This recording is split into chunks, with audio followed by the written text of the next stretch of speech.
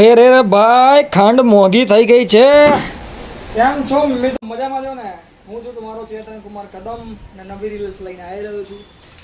વાત કરીશું ખાંડની। તમે તો ખાંડ તો ખાધી છે ને?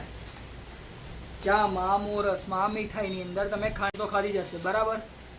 તમને ખબર છે ને એ ટાઈમ પર કંઈક 30 રૂપિયા 40 રૂપિયા 2021થી લઈને કોરોના કાળ પછીની વાત કરું તો 2021થી લઈને 40 રૂપિયા 42 રૂપિયા 45 રૂપિયા ઘણો બધો સમય કિંમત વધી છે, ના નો ડાઉટ। હાલમાં શું છે ખબર છે તમને? 65 રૂપિયા ભાવ ચાલે છે ઓન મોલ રિટેલ લાઇનમાં। આ કંઈ જીટીની વાત નથી કરતો, મોલની અંદરની વાત કરું છું। 65 થી 70 રૂપિયા ભાવ ચાલે છે। શું આવી જ ખાંડ તમે 70 રૂપિયા ભાવમાં ખાંડ લઈને ઘરમાં ચા બનાવવાના છો? નથી બનાવવાના ને? ચાલો તારે વિગત નાની અને શોર્ટ વસ્તુ છે। ખાંડ જીવન જરૂરિયાત, ચામાં, મીઠાઈમાં, દરેક જગ્યાએ પ્રસંગ છે, મીઠાઈ છે તો મીઠાઈ બનશે શું લેવા? ખાંડમાંથી જ, મોરસમાંથી, બરાબર ને? સમજી ગયા છો? ચાલો તો આપણે શરૂઆત કરે છે ખાંડથી। તો મિત્રો કેમ છો? મજામાં છો ને? હવે આપણે તમને જાણકારી પૂરી આપી દઈશું, બરાબર? તો સૌથી પહેલાં કે ખબર પડી શું કહેવા માગું છું? ચાલો છોડો, તમને નવી રીતે વાત કરું।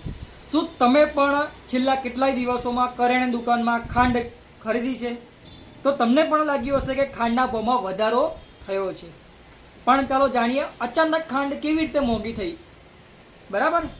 આગળ જતા તમારા ખિસ્સાની અસર શું રહેશે? નહીં, સાચી વાત ને? ચામાં ખાંડ નાખતા હોય તો તમે રસોડાનો સોડ જરૂર જોઈ લેજો। સ્ટોક છે ને? રસોડામાં સ્ટોક છે તો ચા પીજો, બાકી મોરી ચા તો પીવાની તમને હવે આદત પાડવી જ પડશે, કાં તો ગ્રીન ટીની આદત તમારે પાડવી જ પડશે। ચાલો મિત્રો, અને અમુક એના મુખ્ય કારણો બધા હોય છે। સૌથી પહેલી વસ્તુ જે ખાંડ મોંઘવારી થઈ છે એની પહેલી વસ્તુ છે કે હવામાન અને વરસાદની અસર। તો ખાંડનું સૌથી વધુ ઉત્પાદન મહારાષ્ટ્ર, ઉત્તર પ્રદેશ અને કર્ણાટકમાં થાય છે। અનિયમિતતા અને ઓછા વરસાદના કારણે શેરડીનો પાક ભારે નુકસાન પામ્યો છે, તેથી સાકરનું ઉત્પાદન ઘટી ગયું છે। બીજું કે ઇથેનોલ બ્લેન્ડિંગ પોલિશ। સરકારે પેટ્રોલના ઇથેનોલ મિશ્રણ કરવાનો આગ્રહ રાખીને ઇથેનોલ બનાવવા માટે શેરડીનો રસનો અને ખાંડનો ઉપયોગ વધી રહ્યો છે, જેથી બજારમાં ખાંડનો પુરવઠો ઓછો થઈ રહ્યો છે, બરાબર? આ એના બીજો મુદ્દો થયો। હવે આપણે ત્રીજો મુદ્દો કે નિકાસ પર પ્રતિબંધ અને સરકારની નીતિઓ। દેશમાં ખાંડની અછત ન સર્જાય તે માટે સરકારે ખાંડ નિકાસ એક્સપોર્ટ પર નિયંત્રણો મુકાયા છે, પરંતુ વૈશ્વિક બજારમાં ભાવમાં સૌથી વધુ હોવાથી સ્થાનિક સ્તરે પણ તેની અસર જોવા મળી રહી છે। અને ચોથો અને સૌથી વધારે આ મુદ્દો બહુ ઉપયોગી છે। શું છે? તો તહેવારની સિઝન અને માંગ।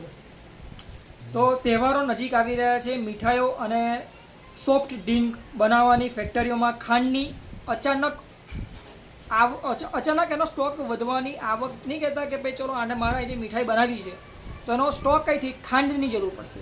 તો ભાવમાં, બજારના ભાવમાં જે વધારે સ્ટોક ભાવ અત્યારે 65 રૂપિયા છે, હું લઈ લઉં, સ્ટોક ઓછો થઈ ગયો તો 75 ભાવ વધી જવાનો, 5 રૂપિયા 10 રૂપિયા ભાવ વધવાનો।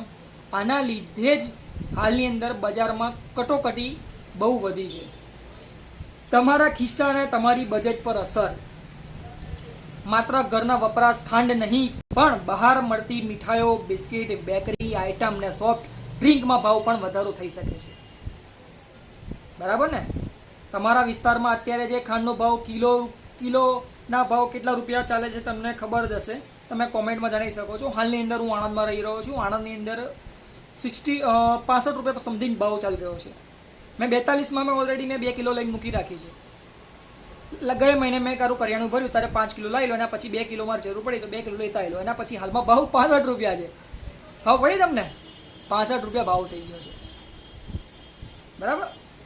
હવે કે જ્યારે આપણે આમ જોવા જઈએ તો જ્યારે આંકડો તમને કોઈ કારણસર તમને લાગે કે ના ભાઈ ભાવતાલ આ વસ્તુ છે, શોર્ટિંગ છે એનું, તો શોર્ટમાં એટલું જ કહીશ કે ગવર્મેન્ટ એનો કોઈ ઉપાય લાવે જ છે વહેલા મોડા. ટેક્સ ફ્રી મોરસ હાલની અંદર ચાલુ કરી છે એમને. મોરસ પર કોઈ ટેક્સ લાગશે નહીં. અને રહી વાત બીજી કે જે હાલની અંદર પરિસ્થિતિ છે, લોકો 10-15 બેગો સંતાડી રહ્યા છે પર દુકાનદાર, પર મોલ કે પછી વિધાઉટ કોઈ ઘર છે, કોઈ પાર્ટી છે. તો નમ્ર વિનંતી છે કે એવું કશું પણ કરશો નહીં. રેગ્યુલર સ્ટોક આવશે જ, થોડી ધીરજ રાખો. બરાબર, બધો સ્ટોક આવવાનો જ છે, થોડી શાંતિ રાખજો. જો આવી રીતે તમે લાવો કરશો ને તો જતા સમયે તમારા ઉંદેડા જ ઘરના ઉંદેડા જ તમારી મોરસ ખાઈ જશે. તો પૂરતો પ્રમાણનો જેટલો જરૂર છે તમારે, જેટલી જ માંગ છે એટલો સ્ટોક રાખો. એનાથી વધારે તમારે રાખવાની જરૂર નથી. બરાબર, વિડીયો સમાપ્ત કરું છું. બીજો પણ વિડીયો આવી રીતે નવા કન્ટેન્ટ સાથે લાવતો રહીશ. મારું નામ ચેતન કુમાર કદમ.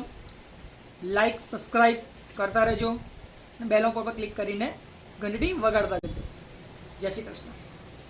વિડીયો ગમ્યો હોય તો મિત્રો અત્યારે જ મારા ચેનલને તમે સબસ્ક્રાઈબ કરી દો અને લાઈક આપી દો.